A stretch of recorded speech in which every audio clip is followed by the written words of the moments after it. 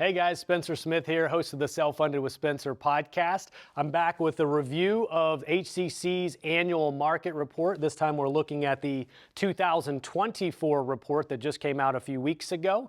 I did this last year with their 2023 report, really eye-opening. I gave my 5 insights that I personally gleaned from reviewing that report, and so I want to update it with a newer version, new information from their block of business. Hopefully you guys will find it insightful, and thank you again for HCC for letting me do this. A big shout out to them, by the way, their 50th year anniversary. Congratulations on all your success. And we, of course, appreciate you as a partner at Pareto. So let's dive in. The first thing I want to look at is million-dollar claims by severity, meaning how big are these claims? They actually did put this information in the previous report, and I did review it back in 2023. We'll make sure to link the video, so if you want to go watch that one, you can watch it as well. But this time, they're going to look at severity for claims above a certain threshold. So nowadays in the stop loss market, $1 million or a $2 million claim is kind of what we consider a large claim in today's world. That may seem like a humongous claim to you, but we're starting to see not only the frequency of these type of claims, but the overall severity of large claims tick up pretty noticeably. And so what HCC did is look at 2020, 21, 22, and 23 and say on average, how big was a claim above $1 million? And then on average, how big was a claim above $2 million? And so if we look left to right, in 2023, $1 million severity level, their average claim is $1.8 million. So that means their average claim above that is actually pretty large. It's not like it barely got over $1 million. On average, they had a lot of claims over $1 million, and those claims were pretty darn big. If you do the same in 2023 for the $2 million threshold, their average claim above $2 million was $3.1 million. So the bigger the threshold, it seems the more severe the average claim is above there. Something that really interesting that stood out, and I don't have full access to their block of business and all their large claimants, but it seems to me that every other year there's a little bit of a tick up, and there's a tick down, and there's a tick up, and a tick down. So what I suspect is probably happening is in those years where the average is higher than the previous year, they probably had some really, really big claims that might be skewing that average. I don't know if they normalize for that information. I have no idea, but I've seen $12 million claims for us in the recent past. I'm sure HCC had some whoppers as well. So I suspect you've got some real doozies that are actually skewing that average. No matter how you slice it, though, it's very clear that the trend line in terms of severity of these large claims is going up. Now let's look at frequency. So frequency is how often these large claims happen. And this is actually a pretty astonishing piece of information here. Very busy chart. I would definitely advise you go look at the report, read their written insights as to why they included this information. Kind of a busy chart, but I'll explain what we're seeing here. And when you actually understand what we're seeing, it's kind of shocking information. And so what they did is look at different thresholds, again, 500,000, a million, and 2 million. And they looked at what happened in the last year that the ACA's lifetime and annual maximum applied for claimants, and then what happened immediately following that in terms of frequency of very large claims. And so let's use an example. So let's look at the $500,000 threshold. Okay, so not a humongous claim, but still obviously a pretty big claim. And if we look at that, they said of group sizes of different cohorts, so 100 life employer, 500, 1,000, and 5,000, how many policies on average had a claim above that level? And so in 2013, which is this one right here, how many policies on average in 2013 had a $500,000 claim or more? 1 in every 92 policies, so about 1%. If you flash forward in this light blue, which is the 2023 numbers, now it's 1 in every 45 policies has a claim over $500,000 just for 100 life employers. So a pretty small employer. It's doubled in terms of frequency for an employer of that size. If you go over to the right to like a 5,000 life employer, same trend, it's doubling. But on average, 1 in every 1.8 policies had a $500,000 claim pre-ACA. Now that those lifetime and annual maximums have been removed, now it's 1 in every 0.9. So basically every policy of a 5,000 employer on their block of business has a claim above $500,000.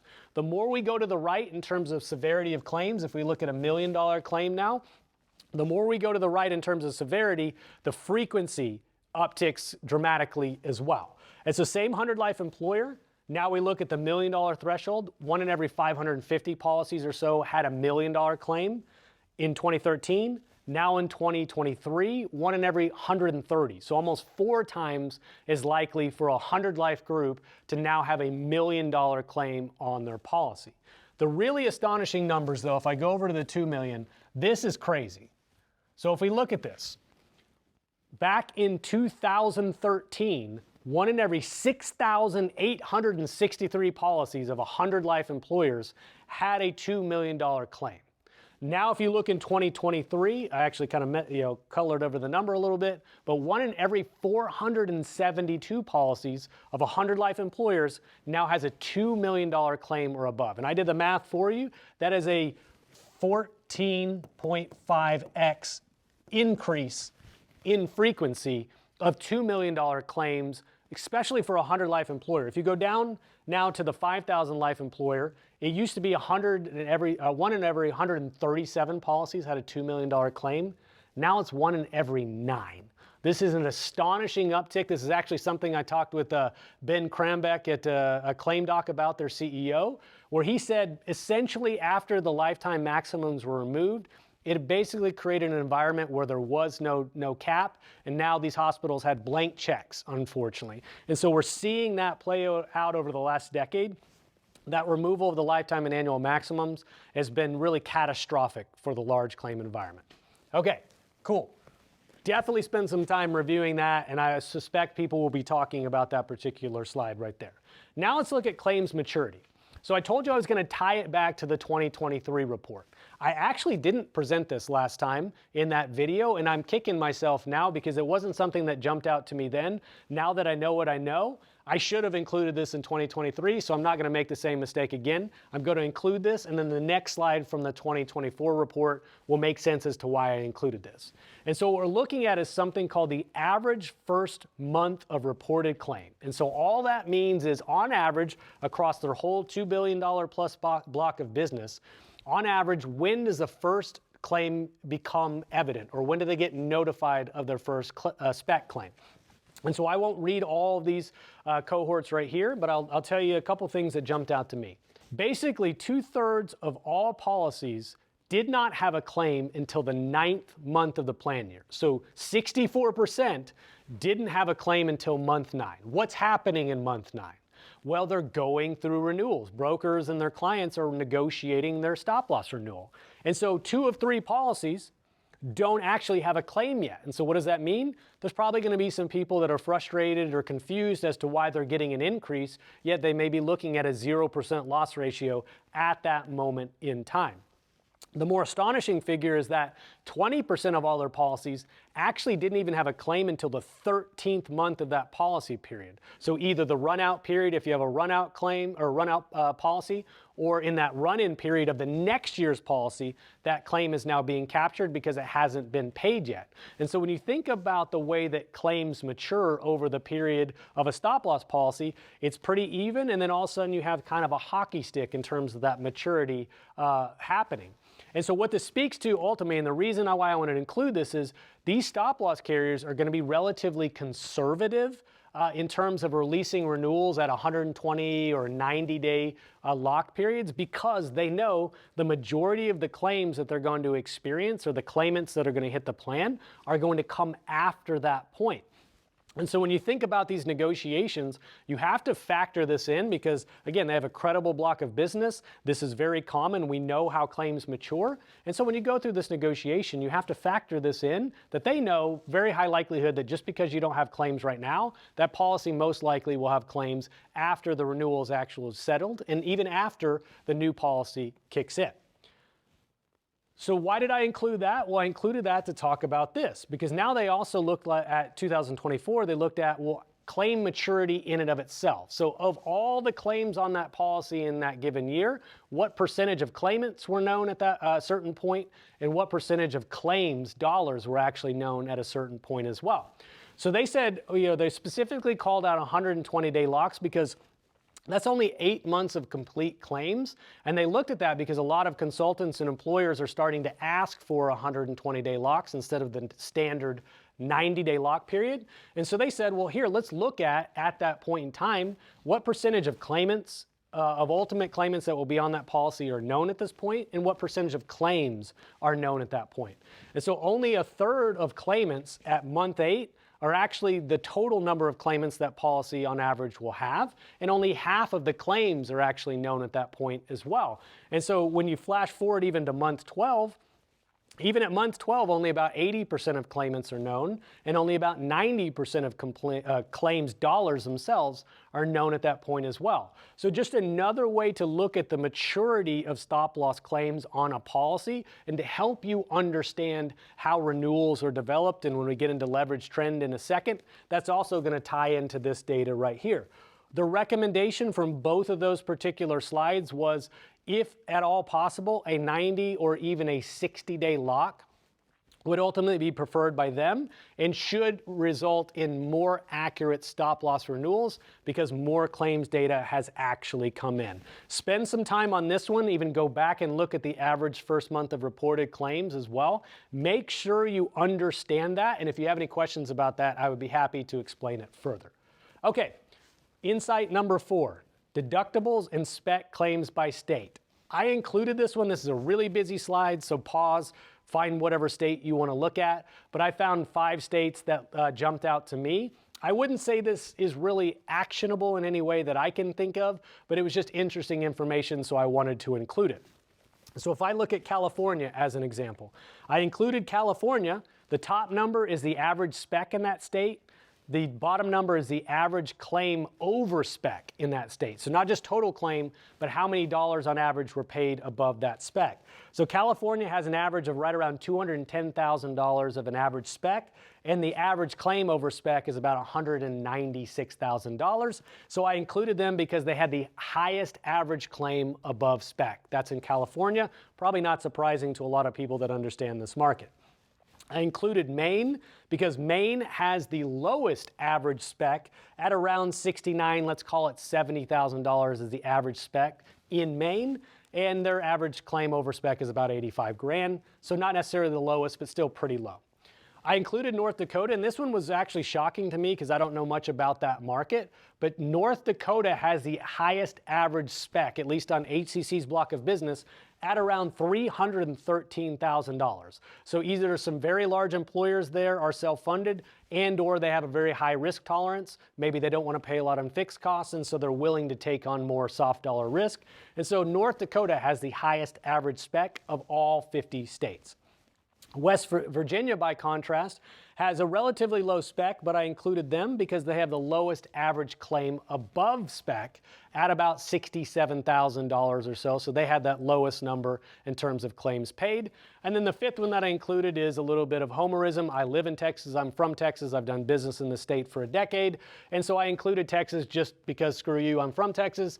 And so the average spec there is $155,000 or here, and the average claim is $127K. So even though we're first in just about anything, ultimately we're middle of the pack when it comes to spec deductibles and spec claims. Okay, check that out, find your state, let me know if any other states jump out to you, okay?